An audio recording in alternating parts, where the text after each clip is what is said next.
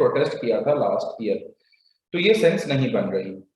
अब अगर मैं सो यहाँ पे लगाता हूँ, the students have protested against the high fee last year, so the government has taken the initiative in which the fee charge by the unaided institutions has been reduced as compare to the last year. अब ये sense बन रही है कि पहले क्या हुआ, cause हुआ कि स्टूडेंट्स ने प्रोटेस्ट किया अगेंस्ट द हाई फी, तो उसी वजह से फिर हुकूमत ने इनिशिएटिव लिया और जो फी चार्ज कर रहे थे unaided institutions means गैर इमदादी institutions has been reduced as compared to last year, वो reduce कर दी गई है।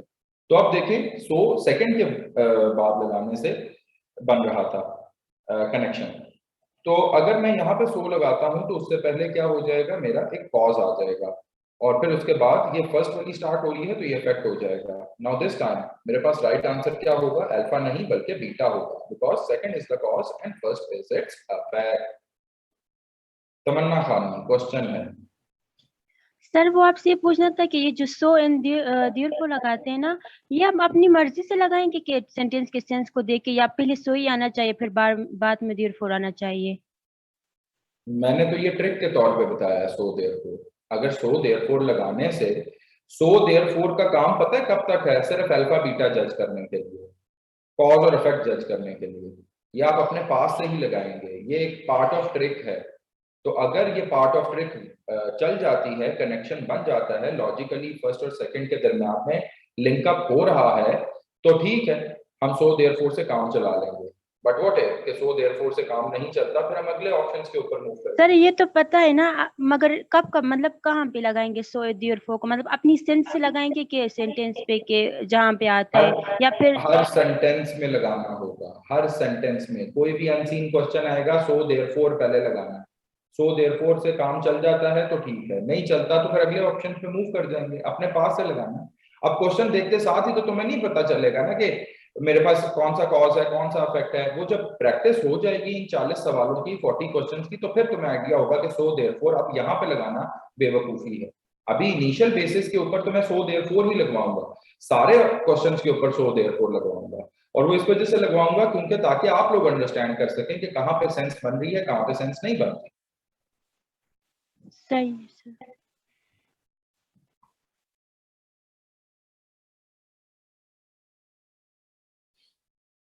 जी क्वेश्चन पूछने के बाद माइक म्यूट कर दिया करें। तो क्वेश्चन 3 पे आप एग्री हैं कि मेरे पास 2 जो है वो कॉज है और 1 जो है इफेक्ट है। क्वेश्चन नंबर 4 पे आइएगा। The unemployment rate has been increase drastically in the last few years. Unemployment यानी बेरोजगारी बहुत बढ़ गई है, बहुत ज्यादा बढ़ गई है ड्रास्टिकली पिछले कई सालों से। So a large number of candidates have applied for a post in bank. जब बेरोजगारी बढ़ती है तो फिर लोग क्या करते हैं कि जो भी पोस्ट आती है, जो भी वैकेंसी आती है मार्केट के अंदर, उसके अंदर अप्लाई करते हैं। तो दूसरा फिर बिल्कुल कनेक्ट हो रहा है, अ large number of candidates have applied for a post in bank. तो फर्स्ट क्या होगा, अनएम्प्लॉयमेंट वाज द कॉज, और उसका इफेक्ट क्या आ रहा है कि बहुत से लोग जो है वो अप्लाई कर रहे हैं बैंक की पोस्ट के लिए। तो पहला क्या हो जाएगा, कॉज हो जाएगा, और दूसरा इफेक्ट हो जाएगा। तो राइट आंसर अल्फा हो जाएगा। क्वेश्चन नंबर 5 में आइएगा। Stephen's English speaking power is very less. Stephen has decided to join St Paul's English coaching class. तो कनेक्शन बन रहा है, तो कनेक्शन बन गया, पहला कॉज दूसरा इफेक्ट। कॉज क्या था पहले के अंदर, उसकी जो इंग्लिश स्पीकिंग पावर थी, जो स्किल्स थी, दोज आर वेरी लेस। तो स्टेफन ने क्या सोचा, इफेक्ट के तौर पे यहाँ पे बता रहा है कि उसने ज्वाइन कर लिया Saint Paul's English coaching class. जी सुमैया।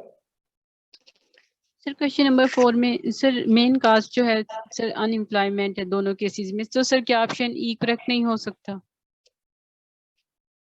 दोनों केसेस के अंदर अनएम्प्लॉयमेंट आ रहा है, तो दूसरे केस के जी अंदर सर, कैसे अनएम्प्लॉयमेंट आ रहा है? सर वो मतलब अप्लाई इसी वजह से तो ज्यादा किया कि अनएम्प्लॉयमेंट ज्यादा है सर। ये तो कनेक्शन बना रही हो, उसको इंडिपेंडेंटली चेक करो। इंडिपेंडेंटली दोनों इफेक्ट्स हैं। नहीं सर, नहीं इंडिपेंडेंटली नहीं, ठीक है सर। तो कनेक्शन पहले देखना है कि इंडिपेंडेंटली दोनों अफेक्ट्स हो रहे हैं। पहले के अंदर इफेक्ट है, large number of candidates have applied for a post in bank. अब ये अगर उन्होंने अप्लाई कर दिया है तो ये इफेक्ट के तौर पे मैं इसको कंसिडर भी कर लेता हूँ। और बैक एंड पे क्या कॉज है अप्लाई करने का, तुम्हें पता चल रहा है पहले के अंदर, वो तो तुम जब पहले के साथ फर्स्ट वाली स्टेटमेंट के साथ कनेक्ट करोगी तो तुम्हें पता चल रहा होगा अनएम्प्लॉयमेंट इज द कॉज। लेकिन सिर्फ सेकंड अलोन को पढ़ने से तुम्हें उसके अंदर कॉज पता चल रहा है? नहीं पता चल रहा। तो अगर मैं दोनों को अफेक्ट्स भी कह देता हूं तो दोनों के क्या हो सकते हैं? कॉज हो सकते हैं। अनएम्प्लॉयमेंट बहुत ज्यादा बढ़ रही है तो उसका क्या कॉज है? ठीक है, वो नहीं पता। फिर दूसरे को देखें, अगर इफेक्ट आ रहा है उसके अंदर तो उसका कॉज बैकएंड पे क्या है वो नहीं पता। तो इंडिपेंडेंट कॉजेस से बेहतर है कि ये डेल्टा इसका राइट आंसर हो सकता था, लेकिन इंडिपेंडेंट कॉजेस से बेहतर है कि मैं उसको सो देयरफॉर लगा के पहले चेक करूं। तो मेरा जो कंसर्न है वो ये है कि don't jump into the conclusions. आप चार्ली डेल्टा ईटा पे ना जाएं, पहले अल्फा बीटा से काम चलाएं। अल्फा बीटा से चलता है तो वही राइट आंसर होगा, नहीं चलता तो फिर हम आएंगे उसके ऊपर जब कनेक्शन नहीं बनेगा। Question number 6, the government has increased the rate of liquefied petroleum gas by 10% from the immediate response. Government ने क्या कर दिया? इंक्रीज कर दिया रेट किसका? लिक्विफाइड पेट्रोलियम गैस एलपीजी का by 10% from the immediate response. फौरी तौर पर the cost of production, maintenance and distribution of LPG is increased by 10% for the government. तो कॉस्ट जो थी, यानी जो लागत थी, जो कॉस्ट आ रही थी प्रोडक्शन के ऊपर, मेंटेनेंस के ऊपर, डिस्ट्रीब्यूशन के ऊपर एलपीजी के लिए, वो बढ़ा दी गई है 10%। किसके लिए? For the government. तो जब फॉर द गवर्नमेंट के लिए बढ़ा दी गई है तो जाहिर सी बात है गवर्नमेंट क्या करेगी उसके इफेक्ट के तौर पे कि गवर्नमेंट भी रेट बढ़ा देगी 10%, वो उसने भी बढ़ा दिया। तो इसमें क्या हो रहा है? दूसरी के साथ अगर 100 लगाएं तो कनेक्शन बनेगा। मैं बना के दिखाता हूँ। The cost of production, maintenance and distribution of LPG is increase by 10% for the government. So या therefore the government has increased the rate of liquefied petroleum gas by 10% from the immediate response. Connection बन रहा है। Second was the cause, first was its effect. Right answer would be beta. मैं पढ़ाता जा रहा हूं, जहां पे जिस किसी का कोई क्वेश्चन होगा प्लीज रेज हैंड करते हैं। Question number 7, she got admitted into one of the top colleges. She worked day and night to achieve a good score in the entrance exam. तो दोनों को पढ़ा, मुझे मुनासिब लग रहा है कि मैं 100 जो है दूसरे के साथ लगाऊं। She worked day and night to achieve a good score in entrance exam, so she got admitted into one of the top colleges. Making some sense, or actual sense, or exact sense. तो दूसरे के बाद हमने क्या लगाया? so, तो दूसरे से पहले कौन सी स्टेटमेंट आ रही है? सेकंड आ रही है, which will be ultimately my cause. और फिर 1 क्या हो जाएगी? उसका इफेक्ट हो जाएगा। Heavy rains totally flooded the area. Residents of the area have been moved temporarily to other parts of the city.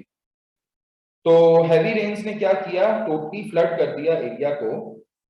So residents of the area have been move temporarily, आरजी तौर पर उनको मूव कर दिया गया to other parts of the city. बिल्कुल ठीक है।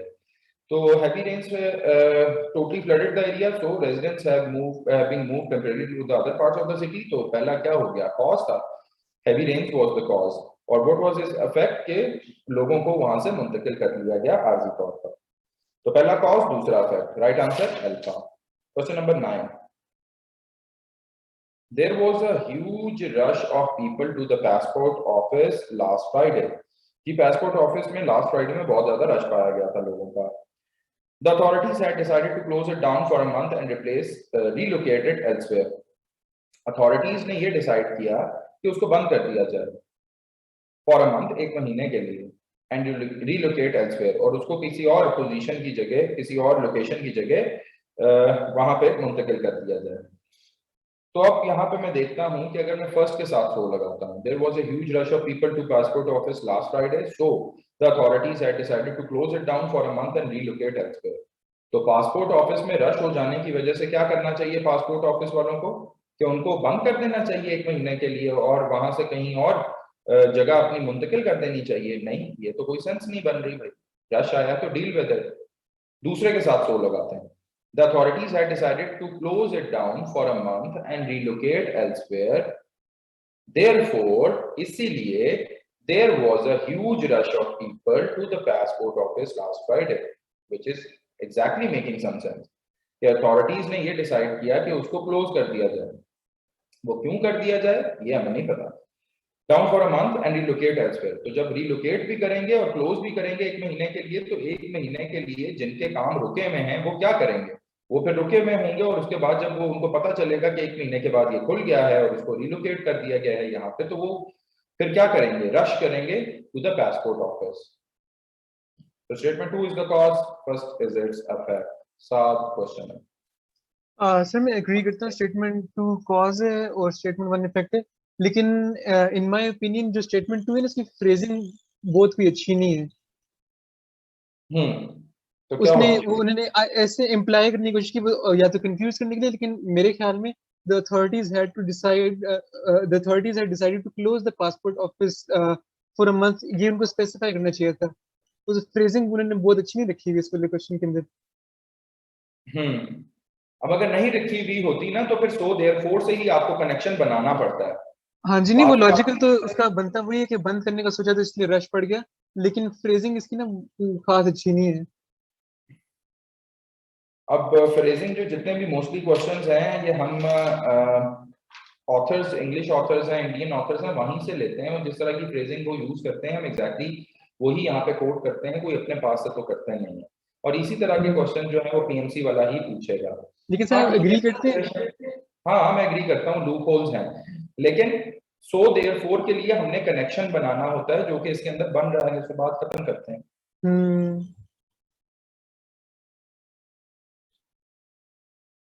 Question number 10. It is the aim of the city's civic authority to get the air pollution reduced by 20% in the next 2 months. Ji civic authority, city civic authority का ये M है कि वो air pollution को reduce कर सके 20% इन the next 2 months, आगे आने वाले 2 महीनों के लिए। The number of asthma cases in the city is constantly increasing. तो अगर मैं पहले के साथ 100 लगाता हूं तो वो कह रहे हैं कि हम एयर पोल्यूशन को रिड्यूस करेंगे। तो एयर पोल्यूशन वो बेसिकली मेन कॉज होता है इसका एस्थमा का, ठीक है। तो मैं अगर पहली के साथ 100 लगाता हूं, so the number of asthma cases in the city is constantly increasing. तो जब रिड्यूस पहले में हो रहा है तो फिर इंक्रीज कैसे हो सकता है? तो इस वजह से पहले के साथ 100 लगाने से सेंस क्रिएट नहीं होती। The number of asthma cases in the city is constantly increasing, therefore so it is the aim of the city's civic authority to get the air pollution reduced by 20% in the next 2 months. तो दूसरे के साथ सो से sense create होती है कि वो asthma के केसेस बढ़ थे, इस वजह से उन्होंने एयर पोल्यूशन जो है उसको 20% रिड्यूस करने का एम लिया। तो 2 was the cause and first was its effect. Question number 11. The university authority has instructed all the colleges under its jurisdiction. University authority को हदायत जारी कर दी गई हैं that all the colleges under its jurisdiction, कि जितने भी colleges उसके दायरा कार में, jurisdiction मतलब होता है दायरा car, premises, to ban use of all phones inside the college premises, कि वो बैन कर सकें यूज ऑफ ऑल फोन्स, हर सारे फोन्स को inside the college premises, college के प्रेमिसेस के अंदर। सो majority of the teachers of the colleges signed a joint petition. तो मेजॉरिटी टीचर्स ने कॉलेजेस के एक जॉइंट पिटीशन साइन करवाई, यानी मुश्तरका दरखास्त होती है, कंबाइंड एप्लीकेशन को जॉइंट पिटीशन कहा जाता है। To the university को complaining the disturbances caused by cell phone ringtones inside the classrooms। तो वो ये कंप्लेंट लॉन्च करना चाह रहे थे कि ये जो डिस्टर्बेंस कॉज होती है किसकी वजह से, सेल फोन की वजह से, उनकी रिंगटोन्स की वजह से क्लासरूम के अंदर। तो पहला जो है वो 100 लगाने के बाद दूसरा वो वर्कआउट नहीं कर रहा। अगर मैं लगाता भी हूं तो वो क्या है, पहले के अंदर इंस्ट्रक्शन जारी की जा रही है और दूसरे अंदर जॉइंट पिटीशन हो रही है कि भाई इसको बैन किया। अच्छा, यानी फोन रिंगटोन्स के लिए जॉइंट पिटीशन दी जा रही है। तो अगर मैं दूसरे के साथ 100 लगा देता हूं तो majority of the teachers colleges joint a sign petition to the university, complaint चली गई, यानी पहले में कंप्लेंट जारी है एज ए कॉज, यानी सेकंड वाली स्टेटमेंट के अंदर कॉज के तौर पे कंप्लेंट जारी है। Disturbances caused by the cell phone ringtones inside the classroom. So the university authority has instructed all the colleges under its jurisdiction. फिर उसने यूनिवर्सिटी ने क्या किया, एक्शन लिया। रिएक्शन क्या, पहले एक्शन क्या आया था कॉज की सूरत में कि उन्होंने जॉइंट पिटीशन दे दी, फिर रिएक्शन क्या हो रहा है कि उन्होंने बैन कर दिया यूनिवर्सिटी ने। तो कॉज सेकंड जी, अब आई थिंक सो ये एनएस प्रैक्टिस है, कॉज एंड इफेक्ट इस तरीके से बना है, ठीक है। अब मैं मूव करता हूं कुछ ऐसे क्वेश्चंस के ऊपर, अब इसके अंदर आगे दे रहा है लॉट ऑफ क्वेश्चंस जिसके अंदर कॉज एंड इफेक्ट आप इसी तरीके से जज सकते हो। अब मैं मूव करता हूं कुछ ऐसे ऑप्शंस की तरफ जहां पे अब आपको दूसरे ऑप्शंस देखने पेज नंबर 90 पे आ जाओ। there was one question.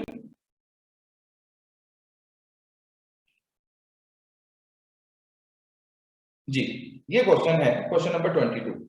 Large number of people have fallen sick after consuming food in a marriage party in Sialkot.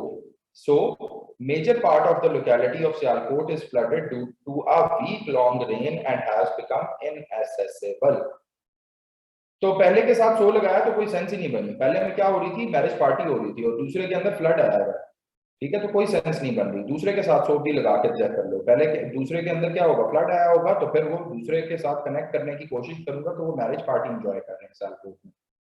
Then again, can you see there is no logical connection between these two statements? I think so. Your answer would be yes.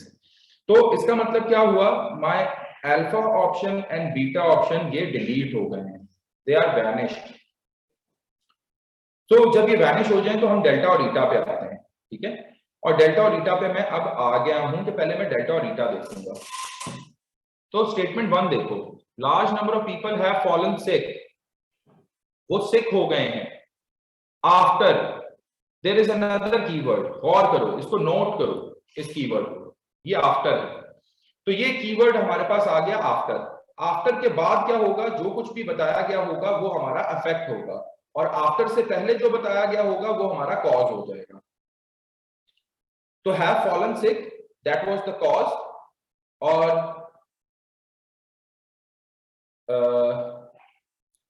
After के बाद वाला हमारे पास sorry affect हो रहा है, तो इसको correct करो। आफ्टर के बाद हमारे पास जो कुछ भी आएगा वो अफेक्ट होगा, और आफ्टर से पहले क्या होगा, उसका कॉज। एक सेकेंड जी बच्चे, सर आफ्टर के बाद वाला कॉज लग रहा है। हाँ जी ठीक है ठीक है, मैं जरा बिजी हो गया था तो मैं सही तरह उसको देख नहीं पाया। हाँ जी, तो आफ्टर के बाद क्या होगा, वो अफेक्ट होगा, और आफ्टर से पहले क्या होगा, सॉरी आफ्टर के बाद कॉज होगा और आफ्टर से पहले उसका अफेक्ट होगा।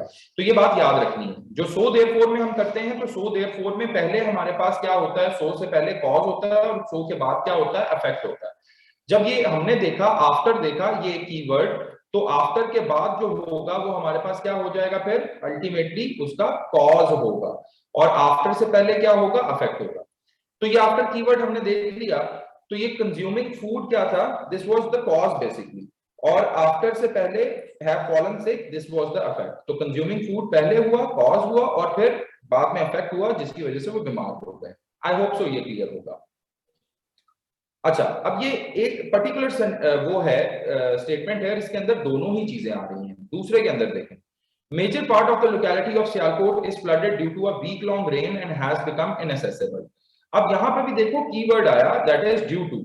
इसके साथ भी वही सलूक करो कि ड्यू टू के बाद जो आ रहा है वो मेरे पास क्या होगा, कॉज होगा, और ड्यू टू से पहले क्या होगा, अफेक्ट होगा। तो ड्यू टू ये वीक लॉन्ग रेन क्या हुआ, कॉज हो गया, और इस उसकी वजह, कॉज की वजह से क्या आ रहा था, फ्लड आ रहा था। तो जब कभी भी स्टेटमेंट्स के अंदर आफ्टर और ड्यू टू रखो, देखो तो याद रखना कि आफ्टर और ड्यू टू दोनों के बाद ही जो होगा वो हमारे पास कॉजेज होंगे, और दोनों से पहले ही क्या होंगे, अफेक्ट्स होंगे। आई होप सो ये क्लियर होगा। अब अगर इन दोनों में ही मुझे अफेक्ट्स नजर आ रहे हैं, जी जी सुमैया। सर अगर डायरेक्ट देखा जाए तो सर दोनों मतलब डिफरेंट है सर, हम डायरेक्ट भी तो लगा सकते हैं सर, मतलब बिल्कुल ही दोनों कॉन्सेप्ट चेंज है ना एक दूसरे से।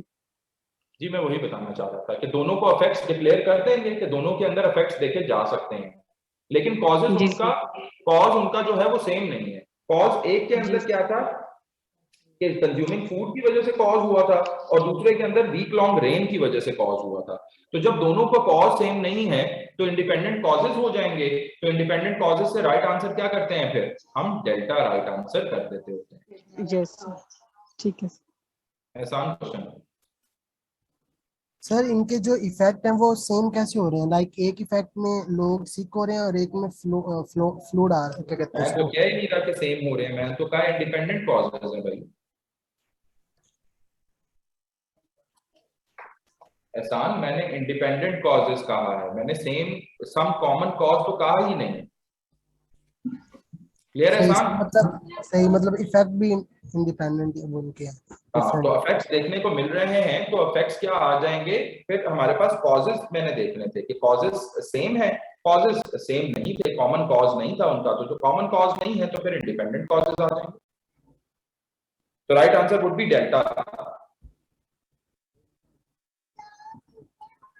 अब इसी तरीके से जो क्वेश्चन नंबर 21 है उसको देखो।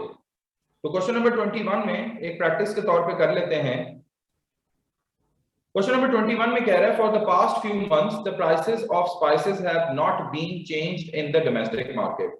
तो पिछले कई महीनों से जो प्राइसेस हैं स्पाइसेस की वो चेंज नहीं हुई डोमेस्टिक मार्केट के अंदर। Domain is domestic market. Second के अंदर for the past few months the prices of spices have gone up substantially. दूसरे के अंदर प्राइसेस ऑफ स्पाइसेस ज्यादा हो गई हैं सब्सटेंशियली, उसमें इजाफा हो गया है in the international market. Domain क्या है? इंटरनेशनल मार्केट है। तो प्राइसेस का बढ़ जाना और प्राइसेस का स्टेबल रहना ये बेसिकली इफेक्ट्स डिक्लेयर होते हैं, और ये अगर इफेक्ट्स हैं तो इनके साथ उनके कॉजेस क्या हैं वो हमें नहीं बताए गए। तो अगर वो नहीं बताए गए तो हम उसमें ये देखेंगे कि वो उसके अंदर कॉज कुछ भी हो सकता है। स्टेबल रहने का कॉज अलग हो सकता है और राइज अप होने का कॉज अलग हो सकता है, उनका कॉमन कॉज नहीं हो सकता। सिंस हमारे पास दोनों डोमेन्स भी अलग थी, डोमेस्टिक मार्केट के रिस्पेक्टिव से स्टेबल थी और इंटरनेशनल मार्केट के हवाले से देखा जाए तो वो बढ़ रही थी, तो उनके एक सम कॉमन कॉज नहीं हो सकती। सिंस एक स्टेबल रह रही है और एक बढ़ रही है, तो जब कॉमन कॉज नहीं हो सकती then again our answer would be delta, which is they both must be having independent causes. ये नहीं समझ समैया आया। क्वेश्चन, समैया क्वेश्चन है। No sir. सर ये वाला एमसीक्यूज नहीं समझ आया। एहसान पहले के अंदर क्या हो रहा है, यानी क्वेश्चन नंबर 21 के अंदर। ओ भाई मेरे ये क्या करते जा रहे हो यार, ये येलो येलो से, ये जो कोई भी कर रहा है इसको मैं बाहर निकाल के फेंकूंगा, तो प्लीज डोंट डू दिस।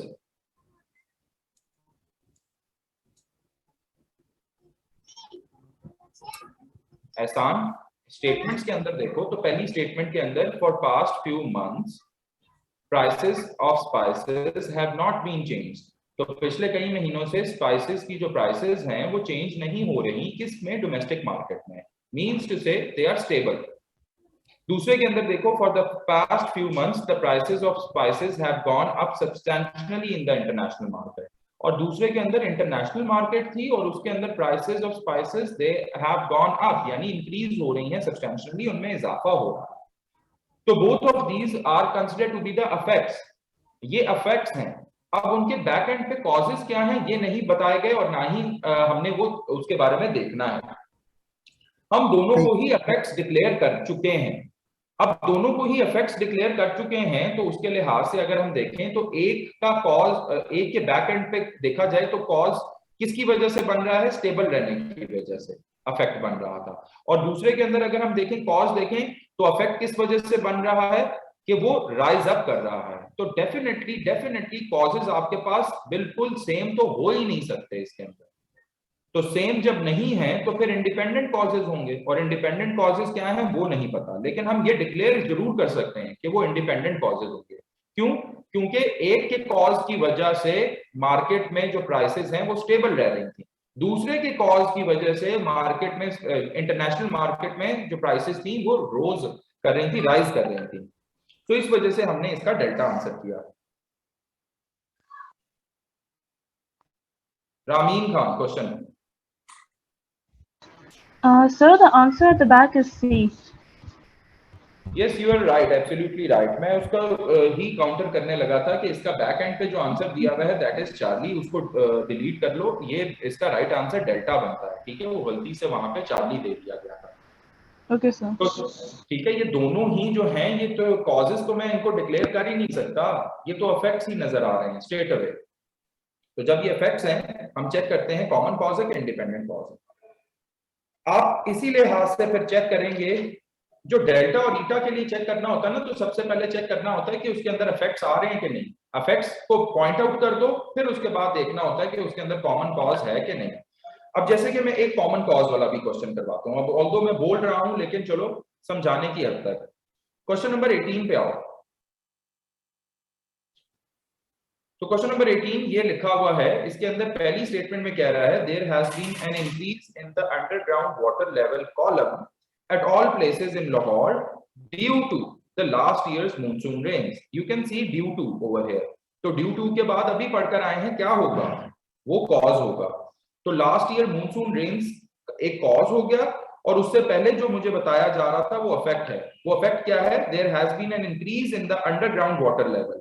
तो अफेक्ट क्या हो रहा है, अंडरग्राउंड वाटर लेवल जो है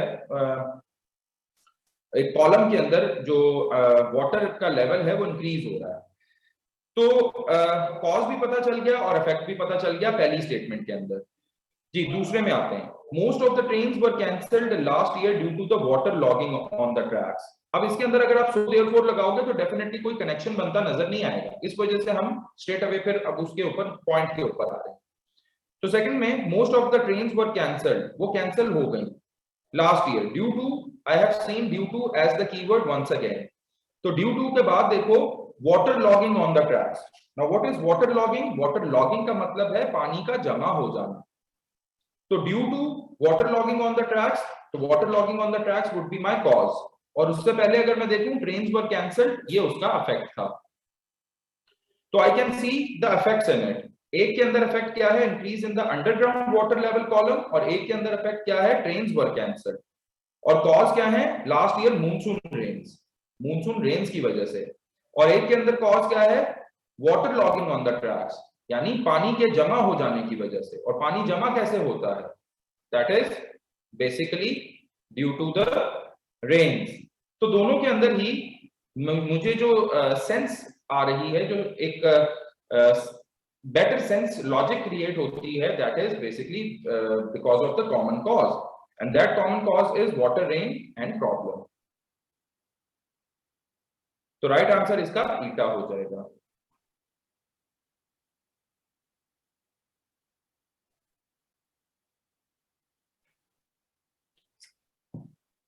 जी Talha Qasim, you have a question.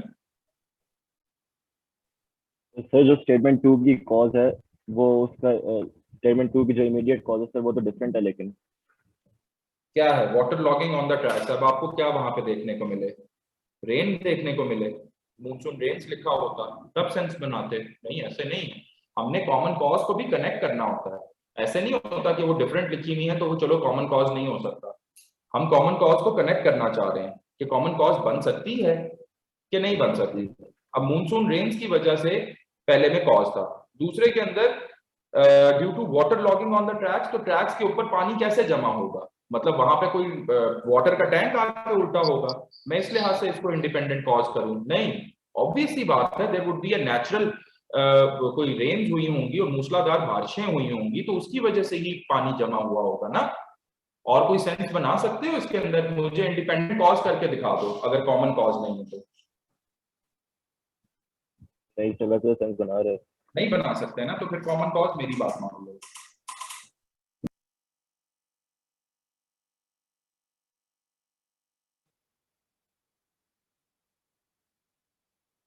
अच्छा, ये भी हो गया। अब एक और क्वेश्चन हम कर लेते हैं। सर स्क्रीन नहीं शो हो रही। स्क्रीन पता नहीं कोई पागल दीवाना आया हुआ है यहाँ पे हमारे पास ग्रुप के अंदर, एक मिनट उसको रिमूव कर दूंगा।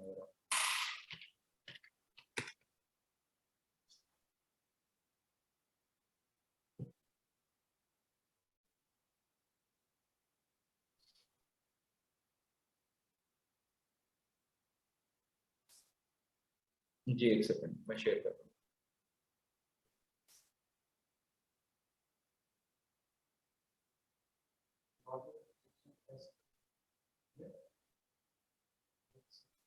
ए सीरीज का 28 वाली वही सीरीज का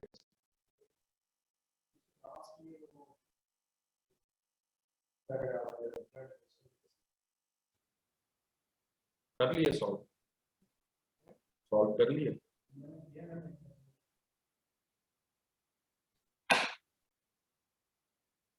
वो अभी इसी हफ्ते शायद मैं डिस्कस कर रहा हूँ। कोई मसला कर रहा है कुछ?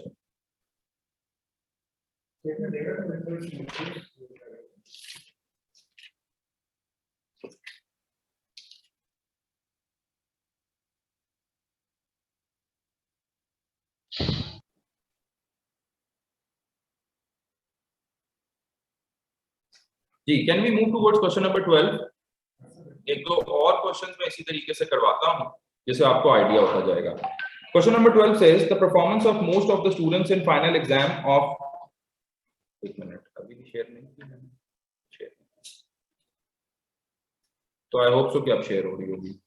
The performance of the most of the students in final exam of class X in the school run by the government was excellent.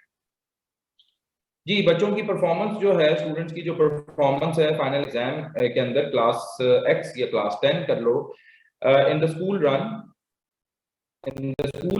Bye the government was excellent. अच्छा, तो many teachers of the government schools left the school and joined the private schools. तो so therefore लगाने से कोई बात नहीं बनेगी, कोई कनेक्शन नहीं बनेगी, अपने एंड पे चेक कर लो। फिर many teachers of the government schools, बहुत से टीचर्स जो गवर्नमेंट सरकारी स्कूल के हैं, लेफ्ट द स्कूल, उन्होंने स्कूल छोड़ दिया है, and join some private school, जो प्राइवेट स्कूल को ज्वाइन कर लिया है। ठीक है, तो teachers are basically they are, वो लेफ्ट कर रहे हैं स्कूल को और ज्वाइन कर रहे हैं प्राइवेट स्कूल को, राइट? तो दिस मस्ट बी अफेक्ट। उसके बैक एंड पे कॉज क्या है, ना मुझे सोचने की जरूरत है, ना उसको बुनने की जरूरत है।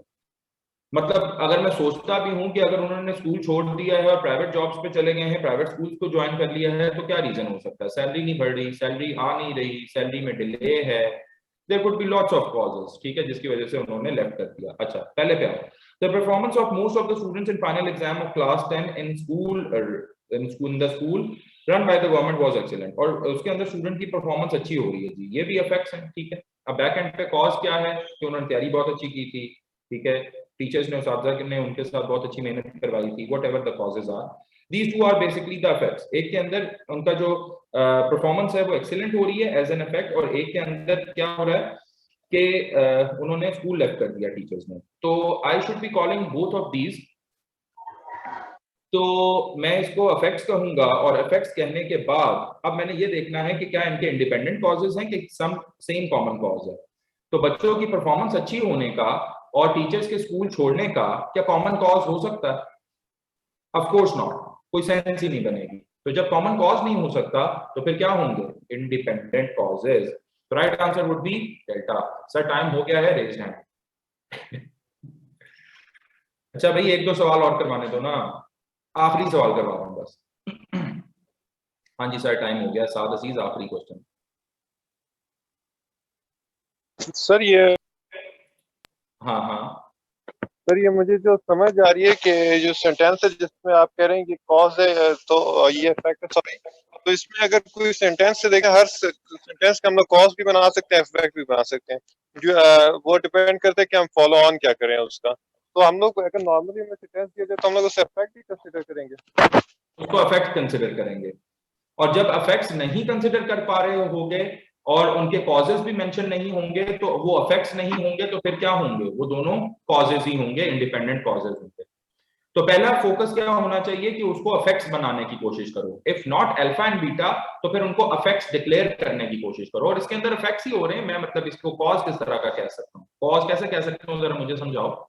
सर जैसे ये लिखा हुआ many teacher government school left college and joined private school, अगर मैं इसके आगे एक सेंटेंस लिखा होता so the students were affected, इस तरह आ जाता सर, फिर तो ये वाला सेंटेंस जो है कॉज हो जाता, और फिर जो इसका फॉलो ऑन होता सो जो उसकी वजह से जो होता जो बच्चों अनहैप्पी थे या फिर बच्चों पर इफेक्ट हुआ, वो जो है फिर कॉज और इफेक्ट हो जाता। I totally agree with you, but आप अपने पास से लिखें क्यों?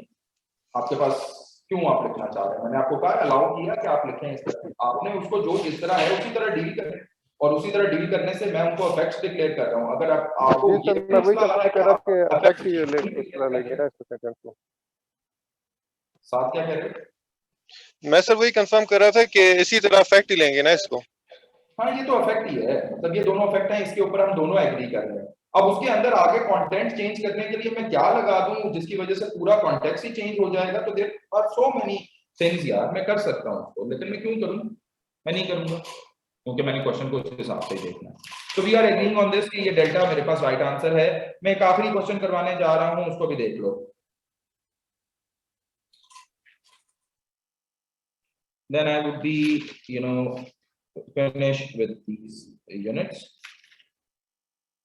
हाँ जी, अब आ जाते हैं मजे का क्वेश्चन है, क्वेश्चन नंबर 36। लास्ट क्वेश्चन है भाई, लास्ट क्वेश्चन है। जैसे ही कोई ऐसे टॉपिक स्टार्ट हुए हैं, आपको बस ये होता है कि ये बोरिंग है और इसमें कुछ मजा नहीं आ रहा, तो चलो खत्म करते हैं। नहीं, यही क्वेश्चन सबसे ज्यादा पूछ रहा है भाई वो। Question number 36. John's movie has crossed the 300 crores mark at the box office. So his movie is nominated for the Oscars. तो अगर आप ये समझ रहे हैं कि इसका राइट आंसर अल्फा होगा, तो this is absolutely wrong, my dear students. Even though if it is making some sense. So here is the turning point for you. Alina, question है। सर मैंने ये पूछना था कि आपने कॉजेज एंड एक्शन की डिस्कशन करवा दी है? किसकी? कोर्स ऑफ एक्शंस की?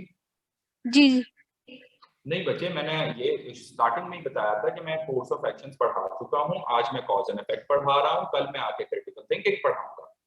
तो जब मैं कल क्रिटिकल थिंकिंग पढ़ा दूंगा, तो इन सारों के जितने भी क्वेश्चंस हैं आप लोग जमा कर लीजिएगा। फ्राइडे को हम उन क्वेश्चंस को डिस्कस करेंगे।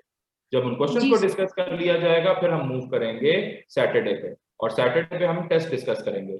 और इवन दो फ्राइडे के अंदर मैं सोच रहा हूं कि अगर आपके क्वेश्चंस नहीं होते ना, तो फिर मिसलेनियस प्रॉब्लम जो इसके आखिर में दिया हुआ ना, बुक के आखिर में, वो करवा दूंगा आपको। जी सर, थैंक यू। ठीक है जी, लास्ट क्वेश्चन। तो मैंने ये कहा, John's movie has crossed 300 crores mark at the box office, so his movie is nominated for the Oscars. तो ये मेरे पास ये दोनों कॉज एंड इफेक्ट के मद में नहीं आएंगे। क्यों? क्योंकि मूवी का ज्यादा बिजनेस कमा के देना, ज्यादा बिजनेस करना, ज्यादा प्रॉफिट अर्न करना, वो इस बात की गवाही नहीं होता कि उसकी मूवी ऑस्कर में नॉमिनेट कर दी जाए। There are lots of movies जो कि बहुत अच्छा बिजनेस करती हैं, लेकिन स्टिल ऑस्कर के लिए नॉमिनेट नहीं होती। सर हाँ, इसके ऐसा। लिए तो फिर हम सर इसके लिए तो फिर हमें पता होना चाहिए ना कि मतलब ऑस्कर्स के लिए नॉमिनेट होने के लिए जरूरी नहीं है कि मूवी यानी कि ज्यादा बिजनेस करे। एग्जैक्टली। एक फिल्म अगर बहुत ज्यादा पैसे कमा कर दे रही है, तो वो एंटरटेनिंग तो हो सकती है, लेकिन वो ऑस्कर के मयार के ऊपर पूरी उतरती है, इसका नहीं पता। अच्छा, अब मैं ऑन द अदर हैंड देखता हूं, बाय द वे, कि John's movie has crossed the 300 crores mark at the box office, affect है, ठीक है। उसके बैक एंड पे कॉज क्या है, स्क्रीन प्ले क्या है, एक्टिंग क्या है, स्टोरी लाइनिंग क्या है, वो कॉजेस बहुत हो सकते हैं कि जिसकी वजह से उसने 300 crores का मार्क बॉक्स ऑफिस के ऊपर क्रॉस कर लिया। His movie is nominated for the Oscars. Now this is ultimately an effect. Effect है, तो उसके बैक एंड के ऊपर कॉज क्या है कि उसकी स्क्रीन प्ले कैसा था, सिनेमेटोग्राफी कैसी थी, उसकी एक्टिंग कैसी थी, उसके अंदर जो कास्ट थी उनका रोल कैसा था, जितने भी हीरो वगैरह आ रहे थे। तो इफेक्ट्स ये दोनों ही हैं, उनके बैक एंड पे कॉजेस जो हैं वो सेम चल रहे हैं। एहसान, कुछ पूछना चाह रहे हो?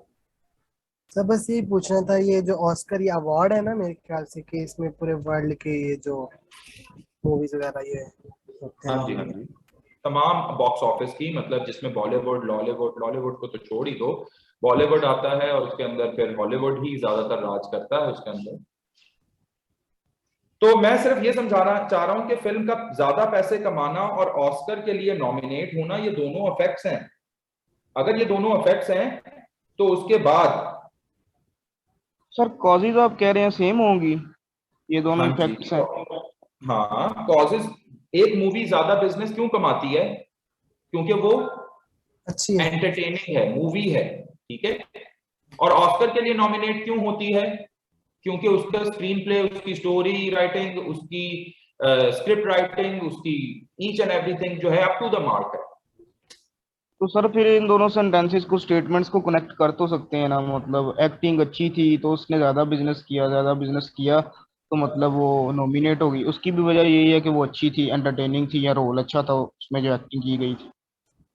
जी सर, कनेक्शन तो बन रहा है, कनेक्शन बन रहा है, लेकिन मैं सिर्फ ये कह रहा हूं कि सिर्फ ज्यादा पैसे कमाने वाली फिल्म ऑस्कर के लिए नॉमिनेट नहीं हो सकती। इसके बारे में क्या ख्याल है? मैंने तो पहले ये बात कर दी है कि वो नहीं हो सकती। तो जब वो नहीं हो सकती तो दोनों को अफेक्ट्स डिक्लेयर करूंगा। अब बहस इस बात पे आएगी कि एक मिनट, ये पागल दीवाना बहुत पागल दीवाना हो गया, इसका इलाज करना पड़ेगा, पर इसको वैसे ही देख लेते हैं।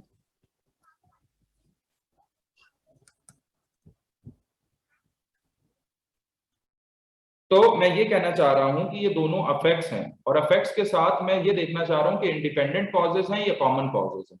तो कॉमन कॉज को मैं रिलेट करते हुए इसका आंसर ईटा करना चाह रहा हूं, since it is related to a movie. तो मूवी के लिहाज से उसकी स्क्रीन राइटिंग अच्छी होगी, उसके अंदर एक्शंस बहुत ज्यादा अच्छा होगा, उसके अंदर ड्रामेटिक होगी बहुत ज्यादा। तो there could be lots of reasons जो कि सेम कॉमन कॉज को रिलेट करते हैं। अगर इंडिपेंडेंट कॉजेज हैं तो इंडिपेंडेंट कॉजेज मुझे बता दो, फिर इंडिपेंडेंट कॉजेज क्या हो सकते हैं मूवी से रिलेटेड, जो कि बिजनेस भी ज्यादा करके दे और ऑस्कर के लिए भी नॉमिनेट हो, उसके इंडिपेंडेंट कॉज हो सकते हैं कोई? उमामा क्वेश्चन है।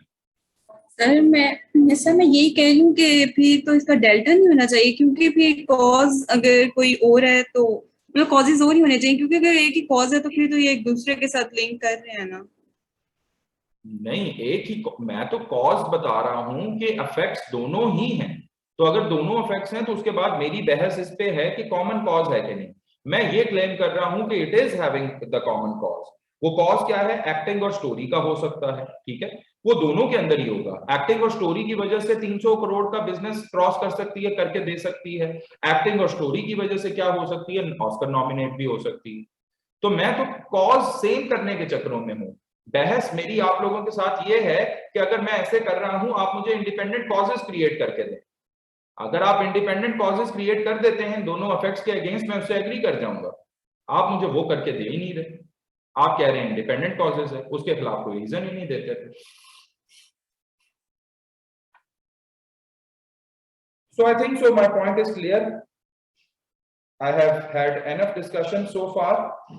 Go through all the questions, और उसके बाद जो भी क्वेश्चंस हैं अपने मार्क करते जाएं, अपने ग्रुप में डिस्कस करें, आपस में बहस करें, और फिर रीजंस तक पहुंचें, और फिर इसके बाद इंशाल्लाह हम डिस्कस करेंगे। ओके जी, I see you in the next class. अल्लाह हाफिज। मोहम्मद मुनीब क्वेश्चन है भाई, जाते जाते तुम्हें क्वेश्चन याद आ जाए। मुनीब साहब क्वेश्चन करना है आपने, हैंड रेज करके भूल जाते हैं आप। जी मुनीब। सर मिस्टेकनली हो गया था। ओके, अल्लाह हाफिज।